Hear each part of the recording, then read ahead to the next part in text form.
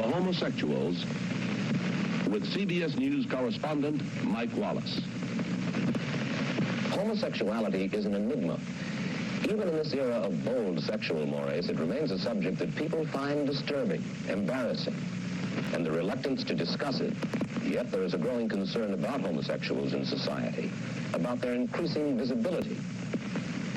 In preparing this broadcast, CBS News commissioned a survey by the Opinion Research Corporation into public attitudes toward homosexuality. We discovered that Americans consider homosexuality more harmful to society than adultery, abortion, or prostitution. That is how the country examined the gay rights movement in the late 1960s. Yet here we are, more than a half-century later, and most Americans could not give any less hecks of a hoot about who their neighbors love, date, or marry. But no such evolution within today's GOP. In fact, that increasing visibility of LGBTQ plus Americans, something the GOP wants to censor. Like in Florida, where Governor Ron DeSantis has voiced support for the so-called Don't Say Gay bill, limiting teachers from discussing sexual orientation and gender identity in primary schools. A political move communities in Florida say will come at a devastating cost. Yesterday, during a presentation, a young person said about this legislative body, "I feel like they want me dead." When older queer people represent themselves, it's because we want young people not to go through what we had to go through, not because we are trying to indoctrinate them. The Florida legislature has successfully manufactured something that fearmongers and talking heads can only dream of, and that is a legitimate slippery slope. Genuinely ask yourself, who is next year's target? As part of their curriculum, as we are talking about, they're asked to bring in pictures of their family to school, which they pull on bulletin boards, and they get up and they speak about their families. By doing that, they're bringing up sexual orientation. It's not about sex, it's about the families. And it's not just Florida's Don't Say Gay bill, legislation banning books with LGBTQ plus themes popping up across the country. USA Today reports GOP-led states are pushing anti-trans bills at record numbers. The far right continuing to rile up debate that most Americans view as settled. Gallup finds 62% of Americans are satisfied with the acceptance of gay and lesbian people, a record high due in part to the Supreme Court ruling in 2015 making marriage equality law of the land. Here's former President Obama celebrating that milestone. Folks who were willing to endure bullying and taunts and stayed strong and came to believe in themselves and who they were.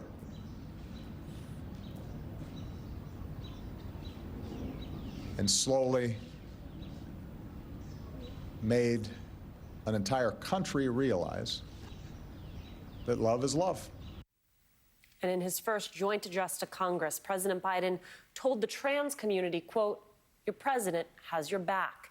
He echoed that promise in a tweet calling Florida's Don't Say Gay bill hateful, vowing his administration will fight it.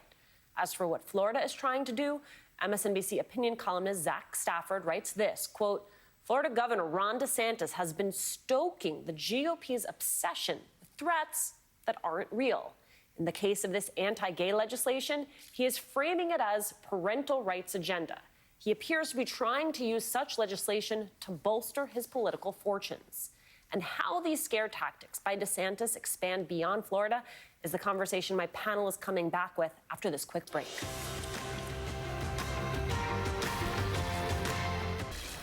Florida Governor Ron DeSantis leaning into culture wars. This week, he spoke in favor of a bill limiting how teachers can address sexual orientation and gender identity in primary schools. He also pushed to control how race is taught in schools. And now, criticism, he's using immigrant children to play political games. NBC News reports that in December, DeSantis ordered state regulators not to issue licenses to federally funded shelters that house unaccompanied migrant children. Two bills being considered would also bar the state from doing business with companies that transport undocumented migrants into the state. Joining me, Press Secretary for Equality Florida, Brandon Wolf, former Democratic Congresswoman Debbie McCarcel-Powell, and back with us, former Florida Congressman David Jolly. All right, Brandon, I just want to get your take on this legislation and what it's going to mean for kids in Florida.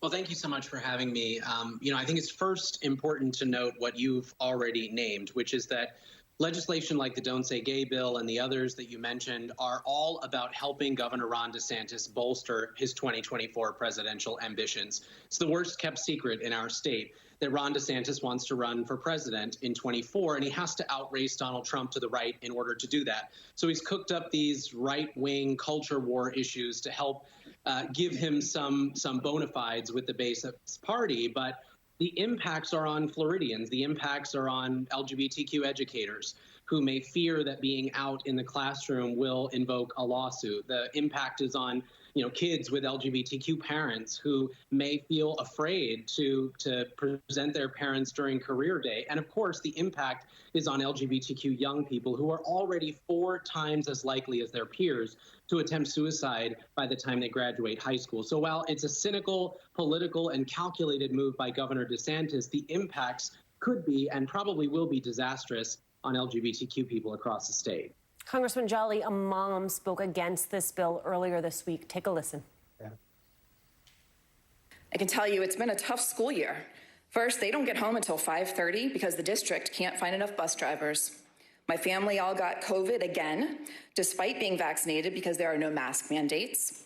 They both have more than the constitutionally allowed number of students in their classes, but that's because, hey, every public school seems to be a choice school. Oh, and they're getting real good at the active shooter drills. But you know what hasn't been tough and hasn't been an issue this school year? People discussing my son's sexual orientation. He told me he was gay last year, and I couldn't have been prouder.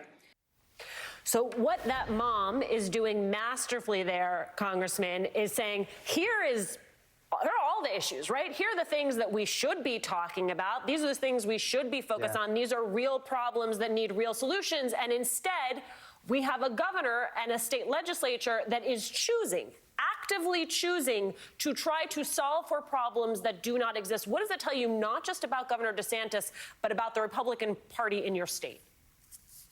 That they have a very perverted view of freedom and of parental rights. And I think the power in that mom's testimony, Alicia, is this. Republicans would like to tell you that this legislation is necessary because a teacher's counsel might be contrary to a parent's counsel. And what you heard from that mom is actually that a teacher's counsel could be fully consistent with a mom's. And I think it provides a perfect example as to why this is a ridiculous overreach by Ron DeSantis and Republicans in Tallahassee.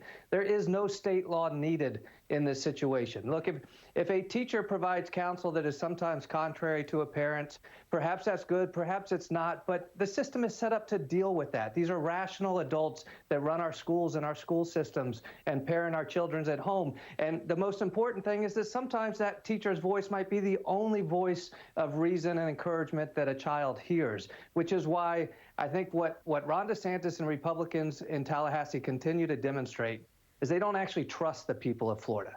What they want to do is govern with a level of indoctrination that you see in countries around the world, but you rarely see in states like Florida. But it's here now under the DeSantis administration.